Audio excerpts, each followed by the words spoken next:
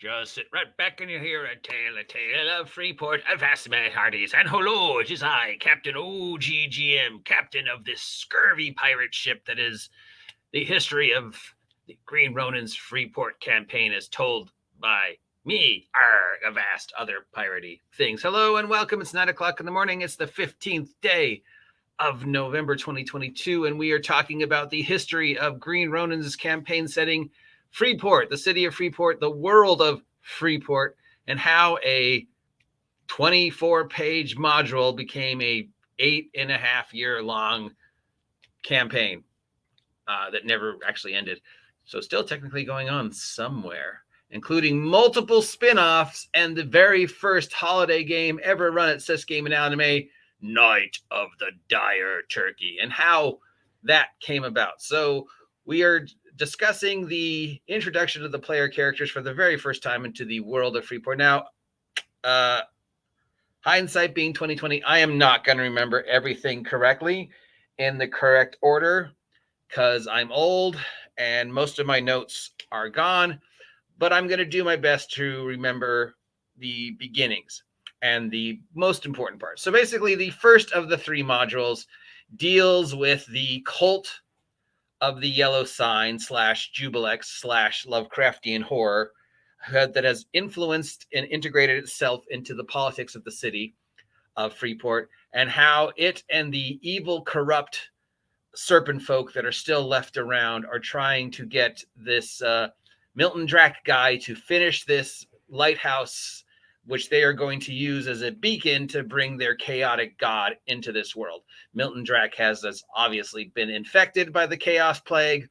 He has allowed them to influence and integrate themselves into society. So throughout the city of Freeport, slowly the corruption of the yellow slime / Jubilex / Lovecraftian god of your choice is influencing everything. And Milton Drack, in his fanaticism to progress Freeport to the next stage in its imperialism and its industrial revolution, is building this mighty monolithic lighthouse, all the while he's being corrupted and turning the lighthouse into a device that is going to bring Jubilex / the yellow slime /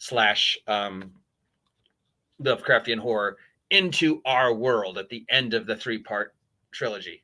So the first part deals with the fact that, as you remember last time, there's this guy, and this guy has been missing for 10 years in the ruins in the wastelands, exploring the remains of the previous lost kingdom of the Serpent folk.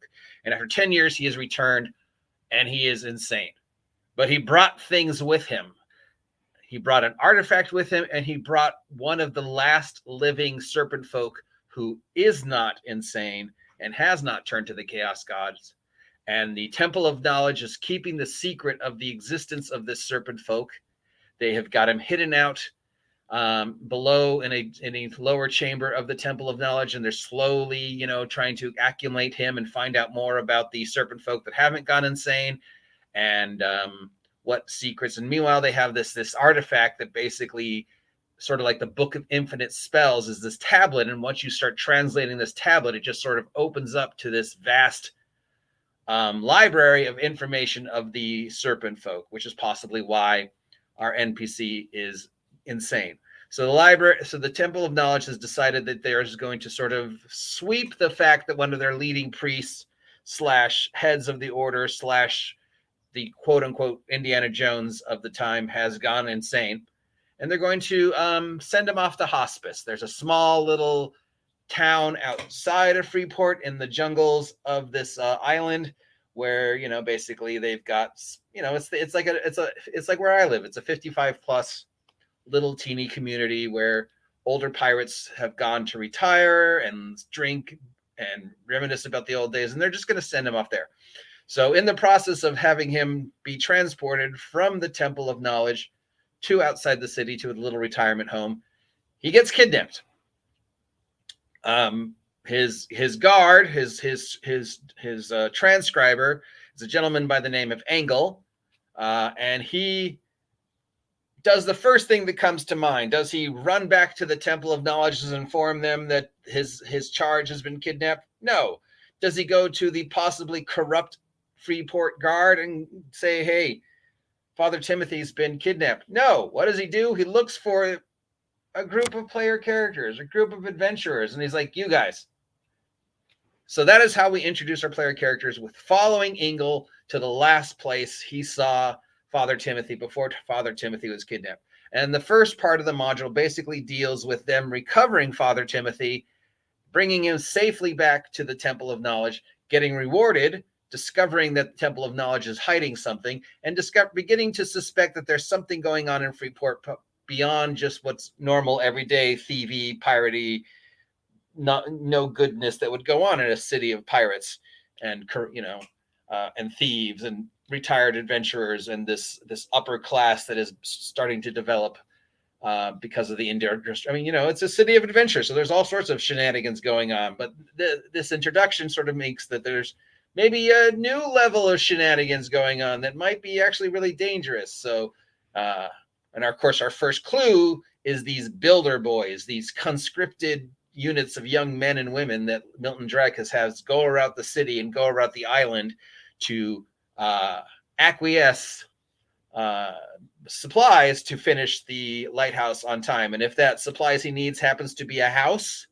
well, the builder boys are contracted by Milton Drake to destroy that house and take all the parts that they need from that house and anything with inside that house. Or, if somebody has a skill that Milton Drake thinks he needs to finish the lighthouse, the builder boys are contracted and given the power to just take somebody, like, perhaps an insane priest. So that all is beginning to, seep into the confused, addled brains of our player characters to lead them to believe that there is something going on far worse than just kidnapping. But they follow Ingle and they begin to track him down to where he was kidnapping. And that involves them going into a house and then going through a dungeon, a mini dungeon that's underneath the house, fighting these bandits, fighting a couple of cultists, encountering their very first lizard person, a lizard person rogue named Blackleaf, no relation to the Blackleaf meme, who escapes swearing vengeance, a box of strange eggs that might or might not contain children serpent folk, that gets lost and swept out to sea. That will be important later on. And basically they rescue him and they take him back to the Temple of Knowledge, where he is formally introduced to the Temple of Knowledge. They find out his history. They find out the history of the Serpent Empire and how Father Timothy disappeared for 10 years, came back with this artifact. They don't mention the serpent folk, but one of the player characters wanders around while they're talking to the head of the Temple of Knowledge and sees the serpent folk. And he's like, we've just encountered an evil serpent folk. Now there's a serpent folk in the Temple of Knowledge. Obviously, the Temple of Knowledge is up to things. So can we trust the Temple of Knowledge versus the insane old person? Meanwhile, one of the other player characters decides to sort of develop a relationship with insane Father Timothy, and he begins talking to him as he's escorting him back to his room/cell. And Father Timothy just starts, spewing out random nonsense, and he tries to get the player character to look at his notes. So I hand them, the first of the many pamphlets, which is just a page on both sides scribbled out with just the most random things I could think of: drawings, wordplay, puzzles, tic-tac-toe, math done wrong. But I hide the very first clue in that. And, they decide they save it for a while. So now they know they've got these enemies. So they decide to investigate these enemies by contacting the head of the Thieves Guild in town.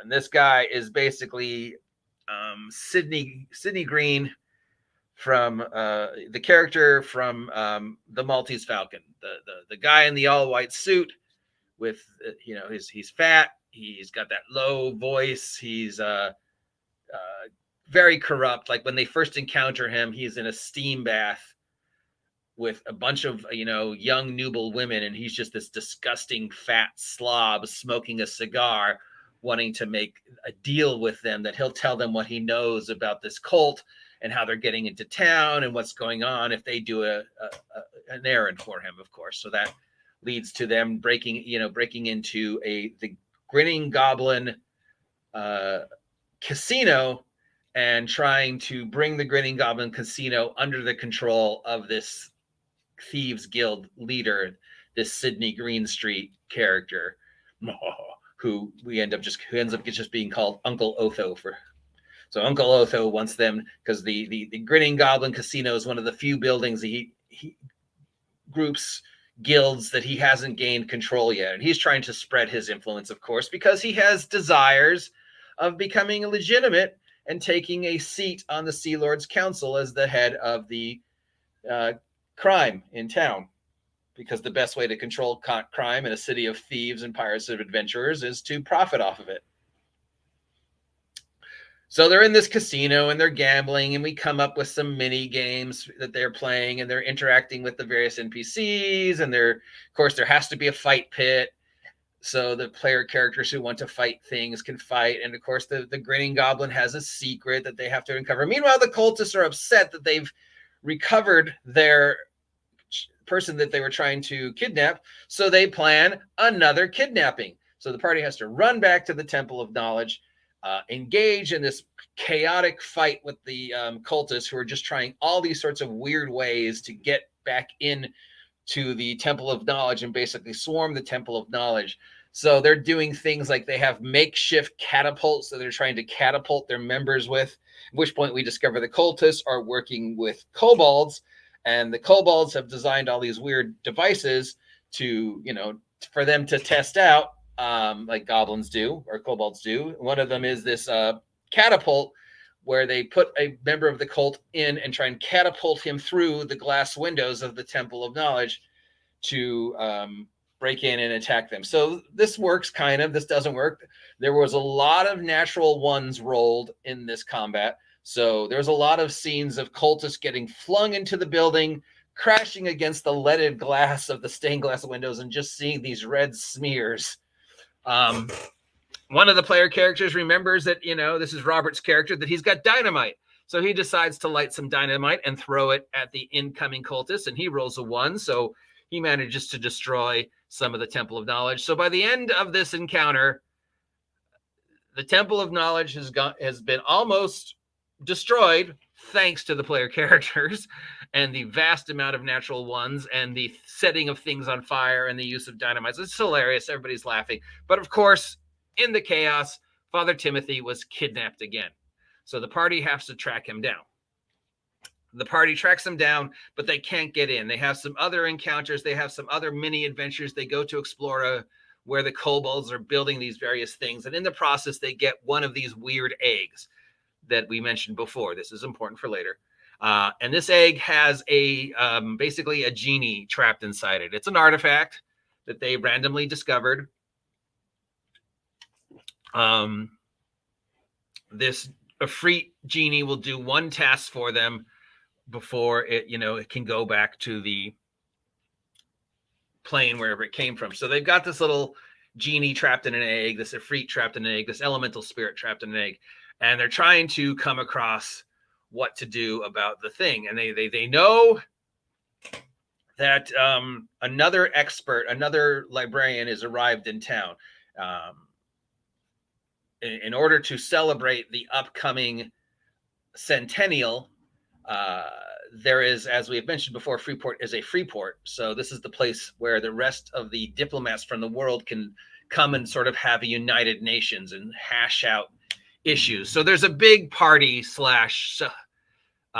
convention coming up. So representatives from all over the world are arriving at Freeport, including a replacement character from the city of Hexwork. This is the introduction of Jack Marshall, who is not a paladin, but his sword is a paladin. And he is carrying the artifact from the Hexworth that is going to be used for the celebration. We have other individuals showing up. One of them is an expert from the Temple of Knowledge from the mainland who has come.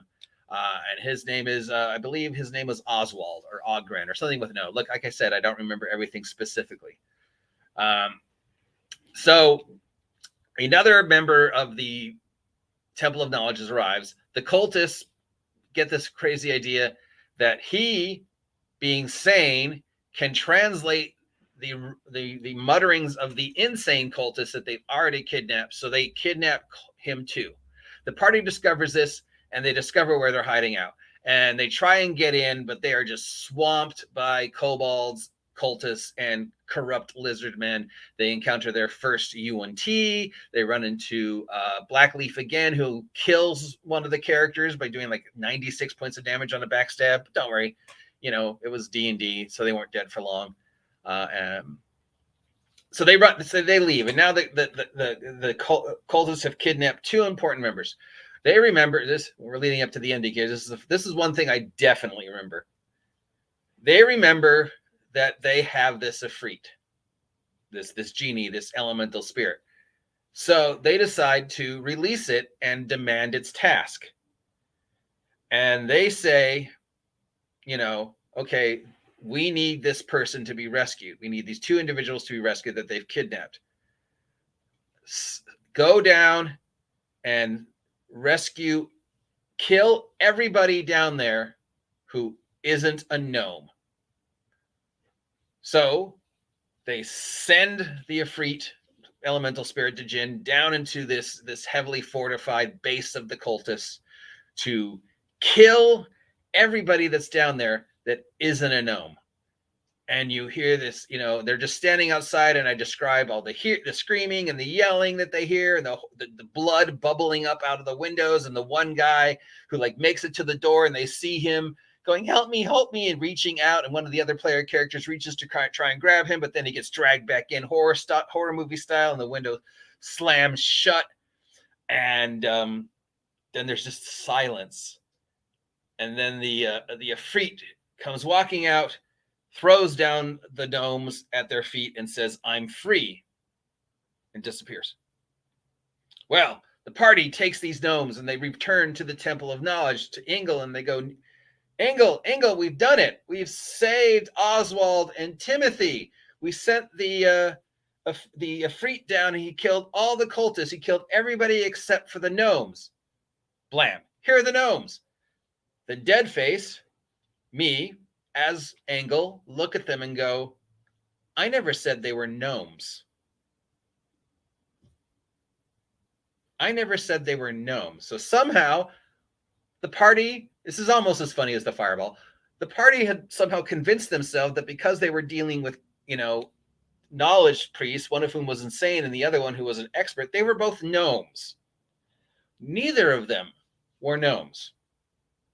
So the Ifrit killed everybody down there that wasn't a gnome, which means the Ifrit killed the people they were supposed to be rescuing. We're laughing. The ashen face on everybody's face is just like, oh my God, what have we done? We thought they were gnomes. And he's like, no, I never said Timothy and Oswald were gnomes. That's where I end it. Then we have a break for, we come back the next week, and the party has I've just been left them, oh my God. So they decide, let's go back to the ruins and see what happened.